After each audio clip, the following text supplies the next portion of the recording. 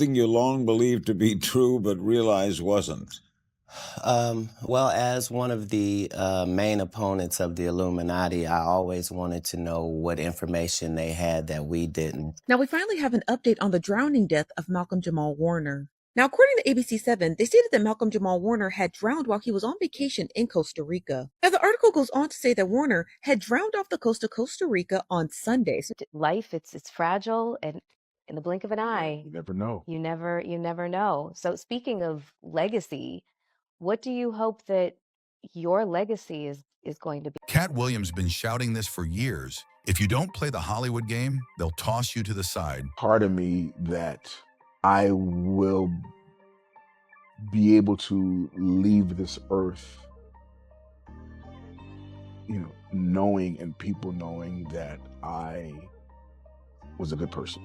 Especially if you're a strong black man. And looking at the life of Malcolm-Jamal Warner, everything Katt warned about starts clicking into place. Malcolm didn't chase clout, didn't sell out, and he made one thing clear. I spent, so much of the early part of my life listening to, being celebrated on one hand, but paying way too much attention to the naysaying. He wasn't here to be nobody's punchline. He refused to throw on a dress just to get a cheap laugh. He wasn't about playing clown roles that tear down black men. And guess what? That decision cost him.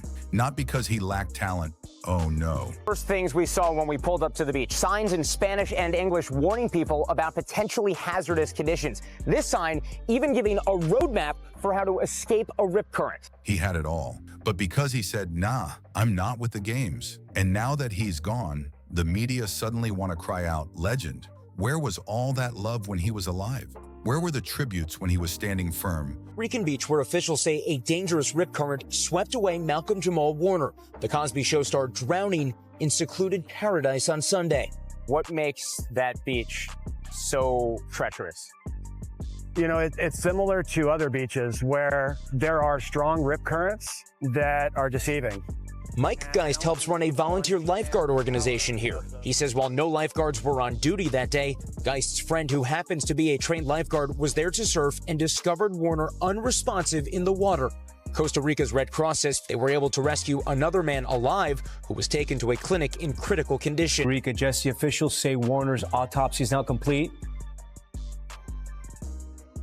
It was completed this morning, according to authorities, Tom, and they say that it confirmed that Warner's drowning death was, in fact, an accident. Doing things on his own terms. This ain't about wild conspiracies. It's about the pattern. Katt Williams been calling this out. He's been warning how Hollywood ghosts the ones who won't bow down. So let's break down why Malcolm's story hits different and how Katt was speaking facts long before this moment. Malcolm-Jamal Warner, aka Theo from The Cosby Show, passed away on July 20th, 2025, in a heartbreaking tragedy. He was on a vacation in Lyman, Costa Rica, swimming with his 8-year-old daughter, when they got caught in a deadly rip current. That beach is infamous for its strong currents, and that day there weren't even any lifeguards on duty. Local officials had already moved them to cover nearby problem spots after recent incidents. Some surfers noticed the struggle and jumped in. One managed to save his daughter, while another tried to reach Malcolm. But by the time emergency crews pulled up, so even before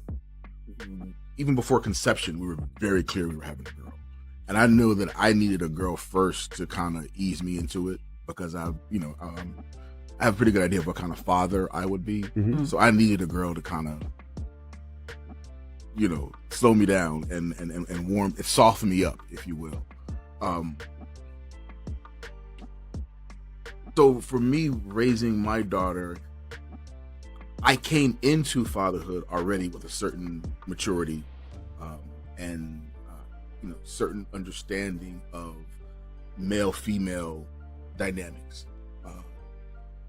And with a girl, all of that starts with the father. So I've always, since I literally pulled her out of my wife. It was too late. Malcolm had drowned, and the man who tried to help him ended up in critical condition. The autopsy confirmed it. His death was an accident caused by drowning. What makes this loss hit so hard is the fact that Malcolm never lost his way. He grew up in the spotlight, but stayed grounded, never chased mess, never needed saving. He became a multimillionaire off his own grind, got Emmy noms, won a Grammy, wrote poetry, directed films, and fought for causes that mattered. He was married, faithful, and raised his child right. No scandals, no drama. People who worked with him loved him. He walked with confidence, without ego. He was 54. Some of us make choices. I think it's not a biggest choice for others. I'm saying at the end of the day, Kevin doesn't have to worry about what people are going to say about him wearing a dress because of the long line of dress wearing people before him. So now we had Big Mama's house 1, 2, and 3. Yeah. I've never seen Medea in a pantsuit. I think she wears dresses. So now I'm saying, why are we picking on poor little Kevin Hart? Because it was his turn next. Okay. Some of us are against the Illuminati, and we are against the Illuminati at our own detriment. When people are against the Illuminati, then they get punched in the face all the time. The press hates them, and nobody likes them. End quote. We all love Dave Chappelle. Exactly. Dave Chappelle has never been a part of the Illuminati. They don't want him or me or people like us. Healthy, on vacation in paradise with his family, then gone. Just like that. The only thing tragic about his life was that it ended too soon. But the way he lived, straight masterpiece. A blueprint of how to move right in a world that's always trying to knock you off balance. But we gotta talk about how the industry completely ignored him when he was alive, and now suddenly wants to honor him when he can't even hear it. Let's be real. Hollywood didn't forget Malcolm. They just couldn't use him. He didn't fall off. He walked away from the bull. After the Cosby Show, he could have jumped into big money roles, sitcoms, clown movies, but he chose purpose. He said no to anything that mocked black men. He didn't rock dresses, didn't act wild just for laughs, didn't lean into those old stereotypes. He stood for something. And this is where Katt Williams' voice comes roaring in. Katt's been saying for years how black artists get boxed in. He said, if you want success, you gotta play the part they pick for you. Put on the suit, dance, act loud, act dumb. And when he said no, they painted him as crazy, unstable, a problem. Katt turned down the same roles, same wear a dress scripts, same clowner. And for that, they tried to bury his career. There has never been a person that has been parodied 9 times on Saturday Night Live and yet never been invited other than me. I, at this point, take it as a badge of honor that they don't fuck with me. A lot of times when people are doing an impression of you, they're really showing you how they feel about you. You know what I mean? So for Saturday Night Live to have an impression of me and have a woman do that means they think I'm a bitch. And I understand that that's what they're saying when they do that. I understand how the game goes, and I understand that if you love me, I know why you do. And if you don't f with me, I understand why. So when people act surprised now about Malcolm's quiet fade from the limelight, they shouldn't be. It wasn't a fall, it was a stand. A stand both Malcolm and Katt made and paid for. Malcolm was the full package, talented, sharp, disciplined, but because he didn't play the game, Hollywood left him out in the cold. He refused to perform the way they wanted. No clowning, no shucking and jiving, and that was enough to get him quietly pushed out. But here's the thing, Malcolm didn't care. He wasn't thirsty for Hollywood approval. He was thriving without it. He launched his own podcast, Not All Hood. For the title is combating the narrative of black life, black culture that the media focuses on. And you know, that we're all one thing. Yeah, and the whole concept is, you know, we're not all hood.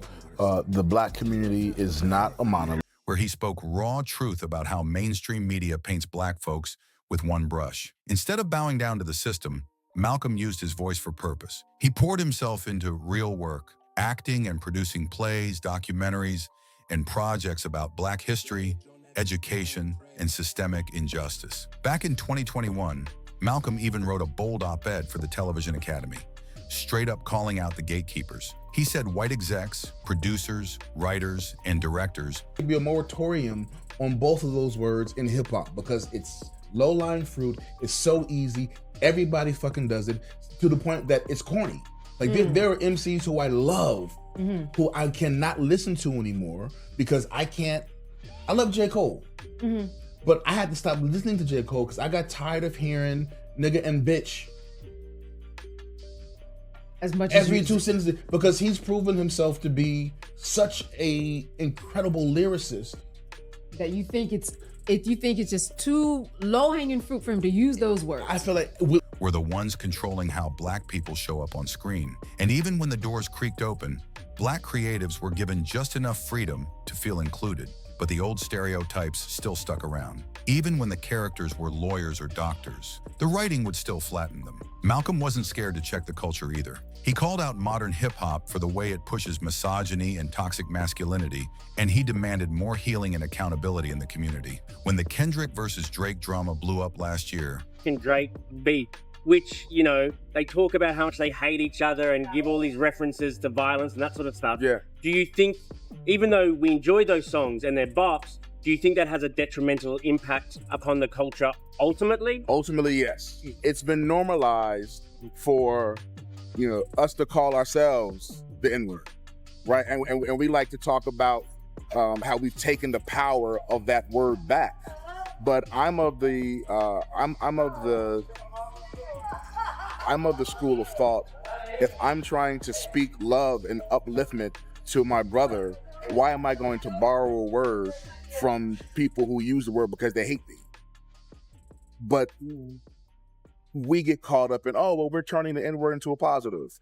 But our music is not reflecting positivity, love, and upliftment of our culture. And we're at a point now where so much of our, especially our music, so much of our black music, when you strip away the music and just listen to the lyrics, so much of our black music is really anti-black. Oh, you think so? When you think about it, think of, you know, I mean, you almost cannot have hip hop without talking about drugs, using the N-word, and murking somebody.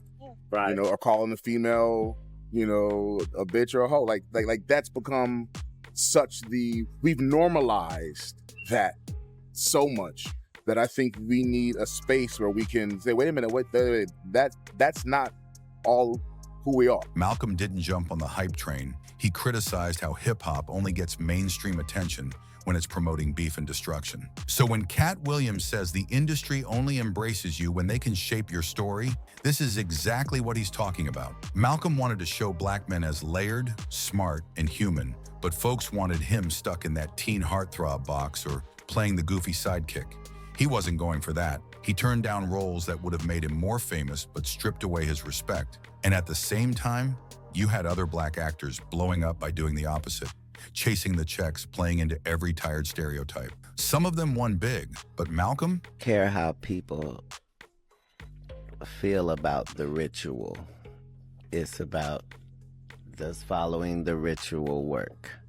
Yeah. And so you can fool yourself into thinking there isn't one, but the evidence will be clear. So like when I be like, oh, these guys are wearing dresses. Everybody's like, oh, he keeps talking about people wearing dresses. No, it's not. It's a weird thing. It's not like that. Look at it from a different way. Look at it. Show me one person that ever wore a dress in Hollywood unsuccessfully.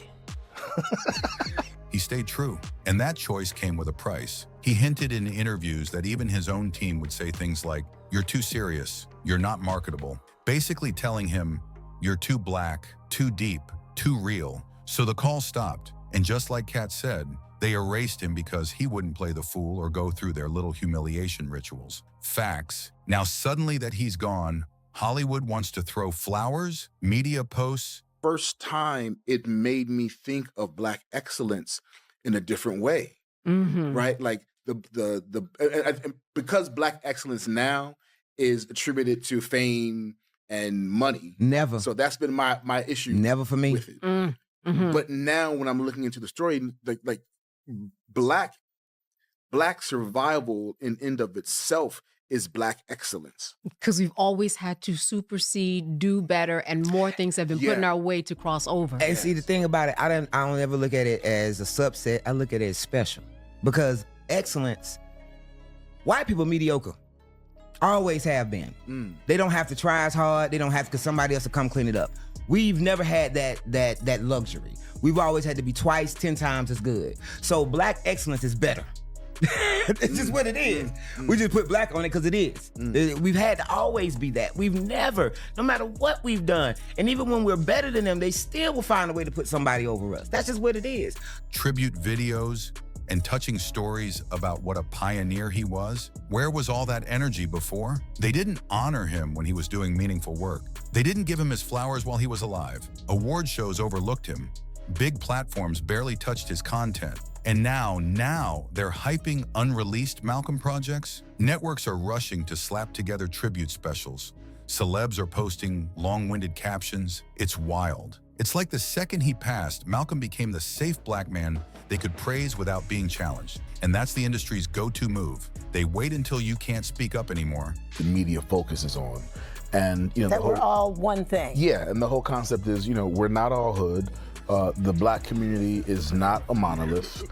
There's so many levels and lanes to the black community, and we wanted to have a space where we could acknowledge, discuss all of those lanes, because they're so varied in terms of our perspectives and our opinions and our ways of life, and we wanted to be able to have a place where we can talk about all of those things, discuss all of those things, and you know, shed light on the not all hood aspects of who we are.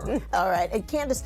Then they flip your legacy into content and brand power. They don't push you when you're alive and speaking truth. They wait till you're gone and profitable. Katt Williams warned us. The system only shows love to black artists when it serves their story. When the real voice behind the art is silent, that's when they step in to repackage it. So the real question is this respect or just another cleanup job? Malcolm didn't get sidelined because he failed. He got pushed aside because he refused to fold. And now they want to act like they never looked the other way? Malcolm-Jamal Warner wasn't just another name in the credits. The name came from our third host, Wayusi Baraka. And the reason for the title is combating the narrative of black life or black culture that the media focuses on. And you know, that we're all one thing. Yeah, and the whole concept is, you know, we're not all hood. He was one of the few who kept it real from start to finish. In an industry that rewards clout chasing, fake smiles, and sold out souls, Malcolm stayed solid. He chose purpose over popularity, truth over trends. And because of that, they kept him in the shadows until now. His death wasn't just tragic. It was a wake-up call. How often do we see someone in Hollywood walk with that much integrity and not sell their soul? And yet, it's only after he's gone that folks finally want to show love. So now we want to hear from you. Do you think Malcolm was pushed out because he wouldn't play the game? And why does it always take death for Hollywood to finally give someone their flowers? Drop your thoughts in the comments. Don't forget to like, share, and subscribe. And we'll catch you in the next one.